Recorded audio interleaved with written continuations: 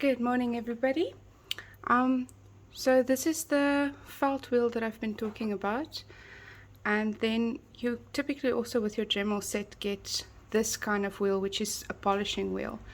So this wheel I sometimes use to just make the front a little bit smoother, but not a lot, because yeah, I don't know, I don't like it. So an unbuffed piece looks like this, where the edges are rough. So before you bake, you can choose to smooth those with your fingers if you want to. Sometimes I just don't do it because I'm lazy. And yeah, so an important thing to understand about the buffing wheel, this felt wheel, is that you need to have your revolutions do your work for you. Dremel themselves say it a lot in their documentation as well. So if you feel like it's not taking off enough of the edge, try a little bit of a higher resolution. I usually go between 10 and 15,000. I think the stylo is capable of doing that, but yeah. Then the other thing is that less is more. So I don't typically hold my piece straight to the edge like this. I hold it at an angle on this sort of corner of the felt piece like that, so that it basically just takes off this rough edge. I then after that go at a little bit of a lower revolution, and then I go along the edge. If your cutter has something like that, I hope you guys can see it, where there was a little bippy of the 3D printing still inside of the cutter, then it makes these lines on your piece's edges. You can take that off with acetone if you prefer. I just like buffing it. You just go quickly around the edge like that, and it will take it right off. So yeah, that's essentially the science about it. I'm quickly going to buff this piece and then show you guys afterwards what it looks like.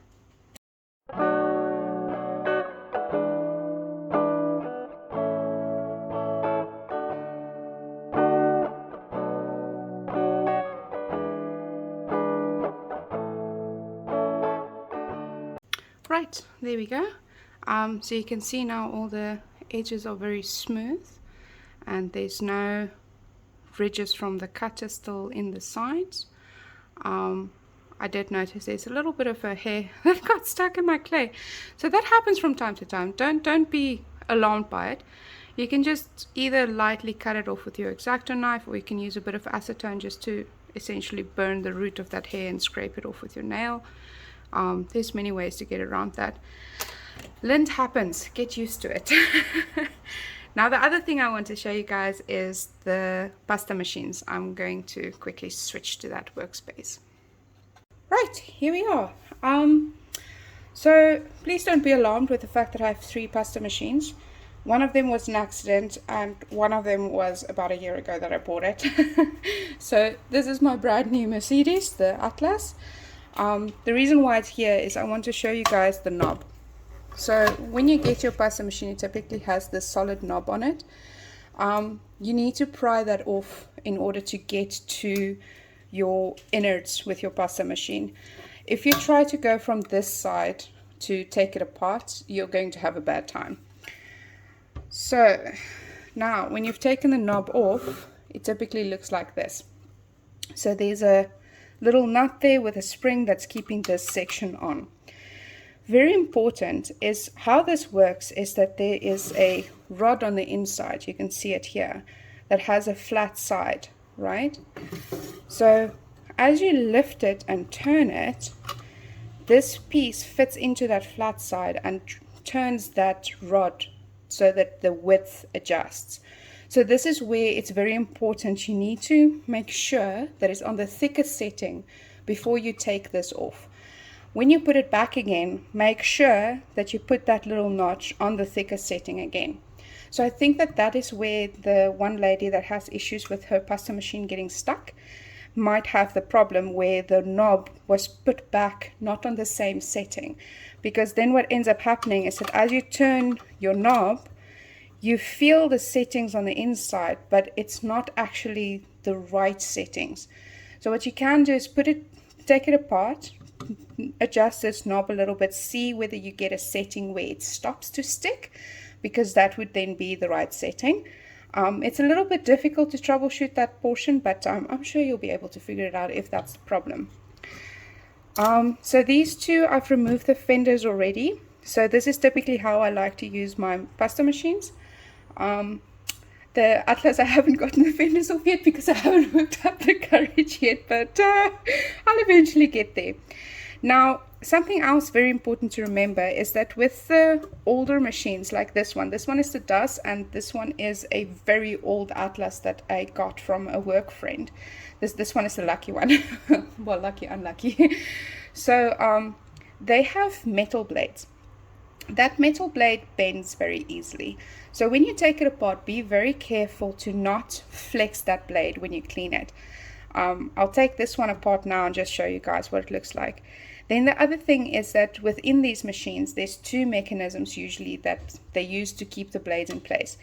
This one has little clips that just clips in on the side. So when you align all the pieces, you bolt it back together, it fits. This one is a little bit more tricky, which is why I took this one apart. It has a little pin that you can see there that puts pressure on the blades to keep them straight.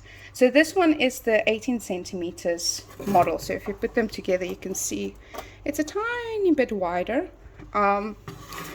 So that's typically why they do it, so that it has even tension along the blades all the way down. So I haven't cleaned this one in quite a while on purpose. Oh golly, I must take these out. Just give me a hot second here. Now that I spotted those, there's another thing I need to discuss with taking them apart. So some of them will have the screws in the bottom keeping this piece in as well. Some of them won't. So this model doesn't, which is why I forgot to take them out in order to lift the front off. This one does. So you have to take off that screw that you can see there, as well as these bottom screws, in order to get this panel off, which is what you just need to do to get to the blades or to take the fenders off. So now if you lift this, you will see with a bang and a clash, your rollers on this particular model tend to want to stay with their rata. So they what are the cogs? There we go. So they want to stay together. On this model, the cogs lift up together with the panel. Try to not touch those cogs as much as you can, because they've got a special type of grease. You can see it here on my fingertips. That I'm not sure exactly what grease it is, but yeah. Now for the blades, as you can see, this one I haven't cleaned in a while, so it's got quite a bit of residue here. I would advise not to pull it off like that, but rather use a craft knife, just slide it along the edge and follow up with a wet wipe or something like that, just to clean it off proper. Now to reassemble it, I'm just quickly going to clean these blades and then be right back. Alright, we're back. So my blades are now nice and clean. So you'll see the blades has like a curved little lippy. This is the part that should go on the inside, so they should sit like that against the roller. Let me just hold the other one and you can see them. Okay, so sometimes you'll get confused with which side is which side, which is fine, because if you flip them and you switch them, it's fine. You just have to understand which way the blade has to sit. Now with these ones where it's like a pin kind of business, it's a little bit more tricky to reassemble them, because you have to align this pin and that little boppy at the bottom with your blade, with the pin sitting on the inside and that boppy pushing against the blade on this side. I think you guys can see a little bit better there, that little boppy. So the pin is on the inside, there we go, and the boppy is there. With this model, it has just these little things, so it has little slots like that. You just poke them into the slot, you poke them into the slot on the other side, it's much easier. So now with these bad boys, we have to slide this rod through this roller again, and then on this side it has a similar pin and bobbie. That's a bit hard to show you guys now from your viewpoint, but you just got to align those again as you align everything else. And I'm making this look far easier than what it was for me the first time, I promise. Where are you, friend? What? This blade is sitting wrong on its roller. There we go. That's maybe why it was so easy.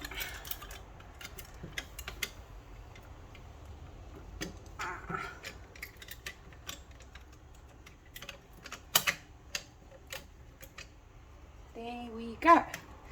So now these are back together again. So now I can screw the bolts on, screw the screws on, and reattach the little knobby thing. So while I'm holding this, some tips and tricks. So what I tend to do, as you can see with my older custom machines, is that I leave that panel off just because it makes it easier to maintain it.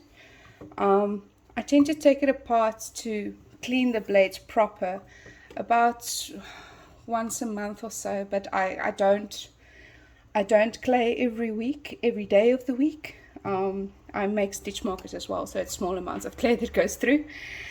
Yeah, other than that, what does tend to happen with these machines over a long time, it happened with this one, is that these gears, sometimes one of them is plastic and the other one is metal.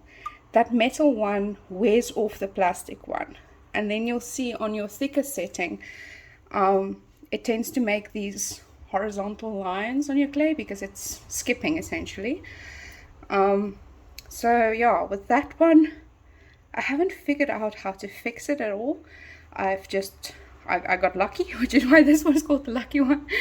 When this one started doing it, I got this one from a work friend. So yeah, I don't know how to fix that.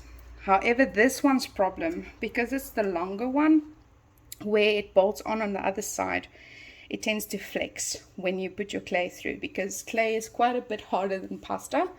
So when you turn it, because of its length, its structural integrity is not quite the same as the shorter one, which is why I would never recommend going for the longer one now since I had this one, and also why it's slightly unlucky, because this is a Atlas. It's just an older model, but it's still in great working order. It's literally just a matter of the flexing that's driving me nuts.